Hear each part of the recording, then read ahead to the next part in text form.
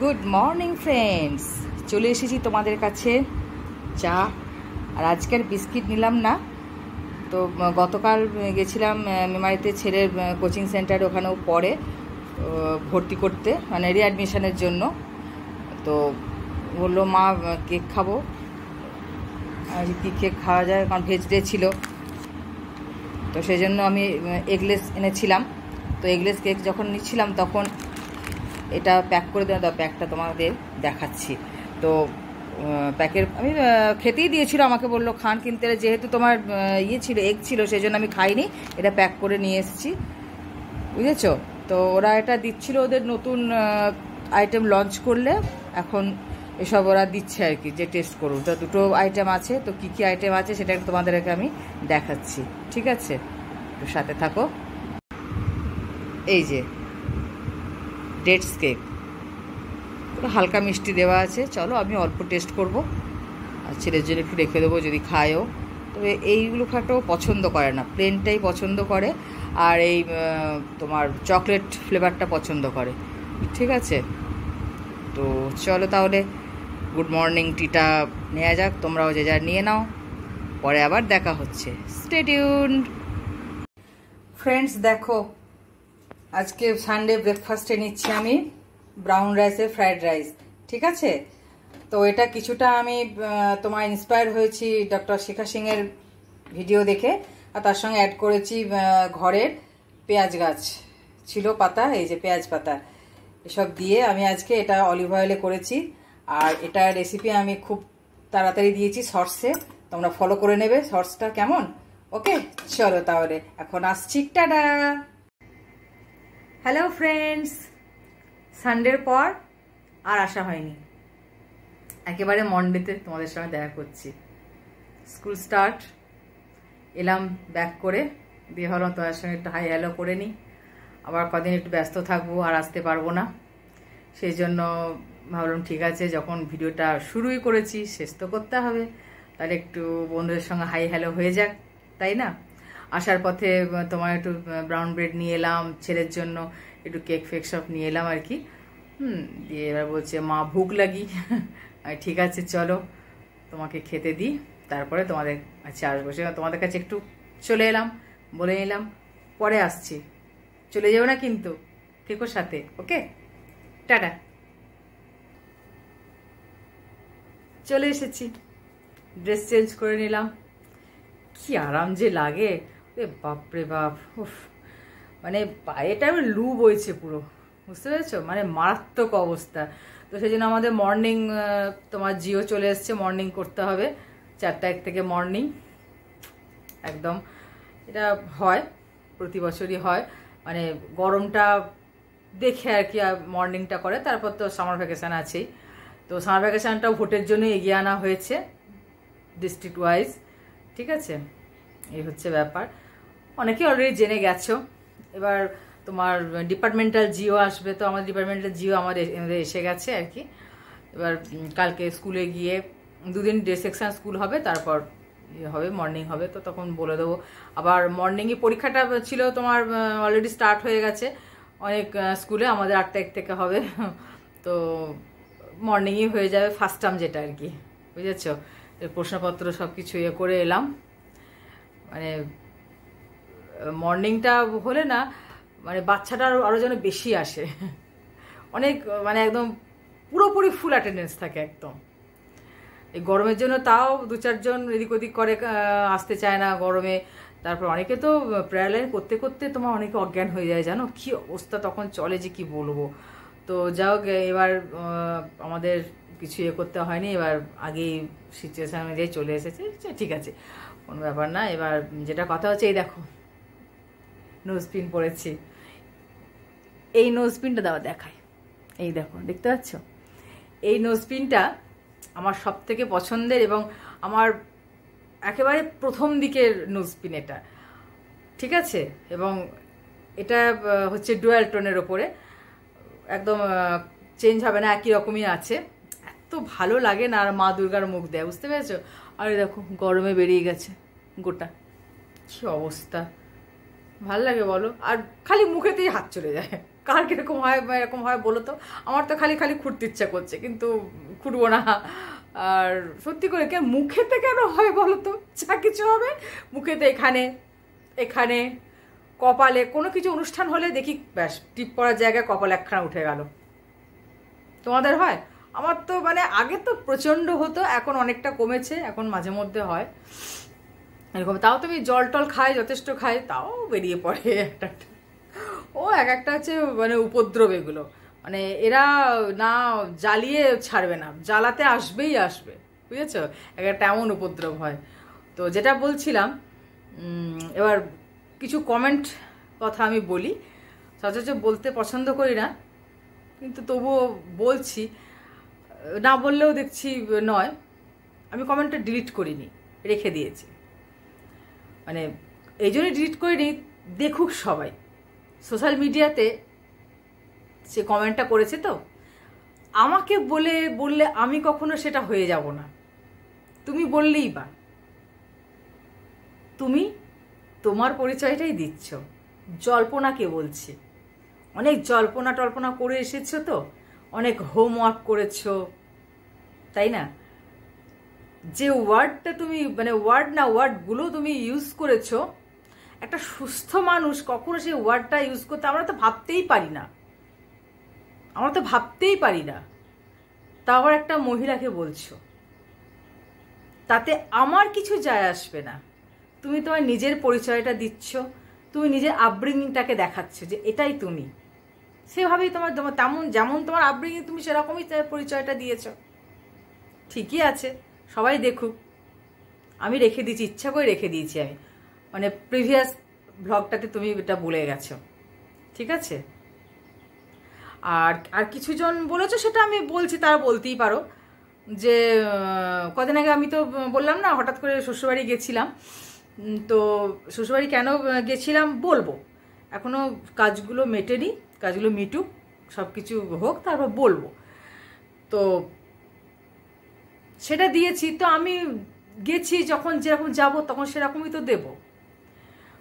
আর ব্যাপারটা কি বলো তো, এই যে কয়েকজন বলে গেছো না, কি অবমিতা না অবনীতা কি সব জানি না নাম, তো কি বললে যে হ্যাঁ একটানা থাকো, একটানা করো, তবেই তো বুঝবো। আরে তোমাকে বোঝাতে আমি গেছি, তা তোমাকে বোঝানোর দায়টা আমার, তাই না? আমি যেরকমভাবে আছি থাকি সেভাবে আমি দেখাবো, তাই না? আমার পরিস্থিতিটা, আমার সম্পর্কটা এই রকমভাবেই, সবাই সেটা জানে, আমার শ্বশুরবাড়ি সবাই জানে। তাদের প্রবলেম হচ্ছে না, তোমাদের এত কিসের প্রবলেম? এত মাথা ঘামিও না, আমারটা আমাকে বুঝতে দাও, ঠিক আছে? হ্যাঁ, আমার একটা লাইফস্টাইল ভ্লগ করে আমি দেখাচ্ছি, তো আমি যেরকম যেখানে যাব সেটাই তো দেখাবো। তা একটানা থাকার কি আছে? কোনো মানুষ, সে যে খারাপ হোক ভালো হোক, একটানা থাকুক আর ইন্টারাক্ট হোক থাকার মধ্যে, চলেই আসবে তার পরিচয়টা যে কোনোভাবে। তাকে একটানা সর্বক্ষণের জন্য কন্টিনিউয়াস থাকতে হবে না, তাই না? বুঝেছ কি বললাম? এটা যদি থাকে বুঝে যাবে। আর নিজের কথাটা বলো, বুঝতে পেরেছো? নিজের কথা বলো, অন্যের মুখের কথা নিজেদের মুখে বসিয়ে এসে টাইপ করো না, ঠিক আছে? সব বুঝি, জ্বালা প্রচুর। চলো, আমার কিচ্ছু হবে না, তোমরা জ্বলতে থাকো, আমি আমার জায়গায় ঠিক আছে। যত খারাপ ভাষা ইউজ করতে পারো করো, আমার কিচ্ছু হবে না ভাই। তুমি তোমার নিজের পরিচয়টা তুমিই দিয়ে যাচ্ছ, তুমি এরকমই, এটার মধ্যে থাকতে ভালোবাসো তাই দিচ্ছ, তাই না? এটাই হচ্ছে ব্যাপার। আমার শ্বশুরবাড়ির কথা আমি সবই বলেছি, আগেও যেরকম বলেছি, যেরকম দেখাচ্ছি এখনো সেরকম দেখাচ্ছি, ঠিক আছে? আমার কোনো চেঞ্জ নেই, সত্যিই চেঞ্জ নেই। কে কি আমার সম্পর্কে ধারণা পোষণ করে সেটা তার মাথা ব্যথা, আমার নয়, ওকে? আমি যেমন আছি তেমনই। ওকে, আর কিছু বলবে বাবা? দাঁড়াও আসছি। হ্যাঁ, যেটা বলছিলাম ওই আর কি, মানে আমি শ্বশুরবাড়ি থেকে ভিডিও ছাড়লে একবারে কয়েকজনের তো ঘুম উড়ে যায়। আরে ভাই, আমি আমার শ্বশুরবাড়িতে গেছি, তোমার নিজেদের ঘুম নষ্ট করছো কেন? নিজেদের খুন কেন জ্বালাচ্ছ? নিজেদের রক্তকে এভাবে জ্বালিও না। ভালো থাকো, ঠিক আছে? ভালো থাকো, সুস্থ থাকো, সুস্থভাবে বাঁচো, সুস্থভাবে দেখো, সব জিনিসটা পজিটিভভাবে দেখতে থাকো। আমি আমার কথা বললাম, এবার তোমাদের ব্যাপার। কি বলবো আর, মানে বাজার করতে যাচ্ছি সেখানেও প্রবলেম। আরে তো মহা সমস্যা। ও আবার কি, মানে লস্যি খাচ্ছি, লস্যি করছি, মানে আমাকে প্রতিনিয়ত কপি হচ্ছে, প্রতিনিয়ত কপি হচ্ছে। করুক করুক, ভালো, কপি করা ভালো। যদি কিছু শেখে করতে থাকো, ভালো শেখাটাও তো একটা শেখো, ভালো শেখো, ভালো করো, ভালো ভাবো, তাহলেই তো। আবার কি, এটা হচ্ছে ব্যাপার। তো আর কি বলবো আর, তোমার মানে এগুলো মাঝে মাঝে হাসি যে এই সমস্ত কথা পায় কোথা থেকে। মানে জল্পনা যে কথাটা, মানে একজন মহিলাই আইডিটা, তার মুখ দিয়ে এই ধরনের ভাষা, মানে আমি ভাবতে পারি না, মানে আমি এটা ইমাজিন করতে পারি না। আমরা যখন আড্ডা দিই তখনও আমাদের মুখ দিয়ে এই ধরনের কথা বেরোয় না, যেটা তুমি ইউজ করে গেছো। আপব্রিঙ্গিং ঠিকই আছে, তোমরা ওটারই যোগ্য, সেই জন্য এই সমস্ত কথাগুলো বেরোচ্ছে। আমাকে বললে আমি সেটা হয়ে যাচ্ছি না, এটাই বোঝানোর ছিল। ঠিক আছে, তাহলে তোমরা ভিডিওটা দেখো, পাশে থেকো, কারণ কয়েকদিন আমি ভিডিও দিতে পারবো না হয়তো, মেবি একটু ব্যস্ততা আছে। পরে আসবো তোমাদের সঙ্গে, আস্তে আস্তে সব বলবো। ঠিক আছে, আর বলো তো ভোটের ডিউটি কার কার এলো? আমি বিধানসভা আর পঞ্চায়েত করেছি, ভেবেছিলাম লোকসভাটাও আসবে, কারণ মহিলা তোমার বুথ হচ্ছে, এবং আমার যা স্কেল এখন, সেই স্কেল অনুযায়ী আমরা এখন ছাড় পাবো না, আমরা আসবো। ঠিক আছে, তো ভেবেছিলাম আসবে, তো দেখলাম আরেকজন যে আমি আর আমার যে কালিগ, সেও সেম স্কেলেই আছে, আমার একই সঙ্গে আমাদের অ্যাপার্টমেন্ট। তো ভেবেছিলাম হয়তো আমারই আসবে, কারণ পঞ্চায়েতটা করে এসেছি, বিধানসভা করে এসেছি, তো দেখলাম আমার এখনো পর্যন্ত আসেনি, তার এসেছে প্রথম ফেজের আর কি। এবার দেখা যাক, যদি আসে তো যেতে হবে, আমি প্রস্তুত। আমি সবসময় এইগুলো না খুব এনজয় করি। পঞ্চায়েত ভোটের যে এক্সপিরিয়েন্সটা একদিন বলবো তোমাদের গল্পচ্ছলে। ঠিক আছে, রাত 1টা পর্যন্ত ভোট করেছি জানো। আর পঞ্চায়েত ভোট তো জানোই, 3 টায়ারে ভোট হয় আর কি, আর ব্যালট ইস্যু করতে হয়। এটা যেমন ইভিএমে হয়, অনেকটা সময় কম লাগে। তো ওটা 3টে করে এক একজনের ব্যালট ইস্যু করতে হবে, এবং কর্মীও বেশি, খাটনিও বেশি। এবং আমাদের যেখানে দিয়েছিল, যে মহিলা বুথে আমি ছিলাম আর কি, 1200 ভোটারের বুথে আমরা অ্যাপয়েন্টেড হয়েছিলাম, বুঝতে পেরেছ? রাত 1টা পর্যন্ত ভোট হয়েছে, সেক্টর অফিসে সব লোক চলে এসেছে মানে ভোটটা তুলতে আর কি, বুঝেছ? দিয়ে শেষ পর্যন্ত 1:10 শেষ হলো। তারপর সব কিছু সিলফিল করে, বড় বড় ক্যানগুলো তো আছে ভোট বাক্সগুলো, সেগুলো সব সিলফিল করে তারপরে সব কিছু করে যখন আমাদের বাস ছাড়লো ওখান থেকে, তখন বাজছে 2:20-25 হবে হয়তো। তারপরে সেক্টর অফিসে এলাম, কলেজে হয়েছিল সেক্টর অফিস, তো সেক্টর অফিসে এলাম তখন আমাদের এসআই ছিলেন, বলছে ম্যাডাম আপনারা ফার্স্ট? হ্যাঁ স্যার ফার্স্ট, তো পিছন থেকে ফার্স্ট। বলছে হ্যাঁ ম্যাডাম। ওদেরও কত বলো, মানে যতক্ষণ না পুরোপুরি সমস্ত আর কি মিলছে, ততক্ষণ মধ্যে কারোরই কোনো ছুটি নেই।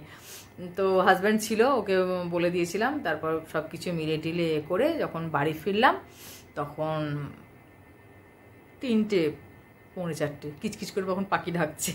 বুঝতে পেরেছো? এই 23 সালের যেটা পঞ্চায়েত হলো, এইরকম ব্যাপার।